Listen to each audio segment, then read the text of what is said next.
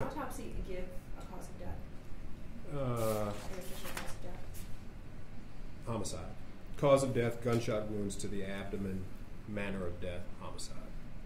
But to answer your question, Ms. Rocket, the direction, the wound trajectory is back to front and upwards into his arm.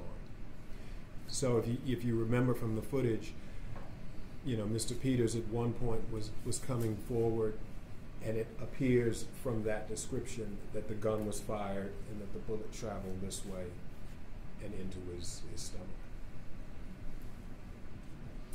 What do you think the biggest But let me say one more thing. Even if there had been a third shot, though, the analysis would be no different, because all of the shots were fired at close range, at arm's length, and in the middle of what some would call mutual combat. So a pure application of the Supreme Court standard would not lead to a different result, nor do I think the analysis should be different. I'm sorry, go ahead.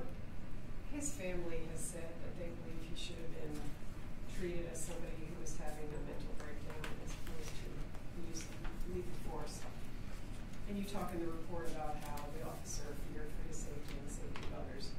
What do you think is the biggest misunderstanding, maybe on the part of his family or the public, about an officer when faced with somebody having a mental breakdown? What could the officer have done? Is there anything he could have done differently? Should he have backed away instead of using his taser first and then using his gun? You know, if you watch the footage, he backed away a few times during the overall encounter. He backed away when the car was in the trees, and I think he was doing that for his own safety in case the occupant was armed. When Mr. Peters got up and began to say, when Mr. Peters said to him, "Back the F up," the officer actually does start to back up. I do think it's important, though, that folks understand that the officer could not stand by while Mr. Peters continued to break down on 95. The analysis would be different if Mr. Peters was in a park by himself breaking down. Then arguably you can stand, maintain, and observe. But under those circumstances, he had a duty to check on Mr. Peters and make sure that Mr. Peters' condition did not deteriorate and therefore escalate the risk to everyone else. What was it? Did the officer say he was also thinking about his gun and protecting his gun so that it wouldn't be taken away from him? Was that a big part of his decision making? Yes, but not until Mr. Peters was within arm's length. My impression of the officer's thought process was that he hoped and expected the taser to put Mr. Peters down, as it does most folks. I think because of the drug interaction or whatever else was going on with Mr. Peters, and the fact that only one barb connected, the taser had no effect.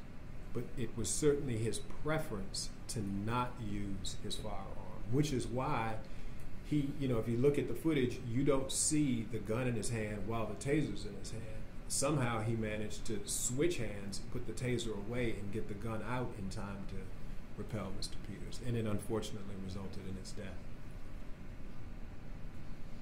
It's pretty clear in the report, but it doesn't explicitly say in so many words that this was self-defense on the part of the officer. Can you?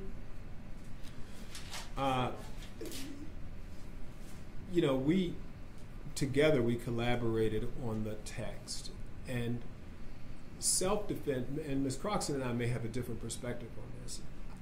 Self-defense is a term that I use when a person is an unprovoked aggressor and the recipient of the aggression reacts in self-defense. In this case, the encounter began, Mr. Peters' behavior was clearly the result of some mental breakdown. It's hard to say whether Mr. Peters fully appreciated what he was doing and what was going on around him. So I don't know that the courts, if this were the subject of an appellate review, would characterize this as self-defense rather than use of force in reaction to a threat, an imminent threat. There's a subtle, nuanced difference, at least in my mind, as an attorney.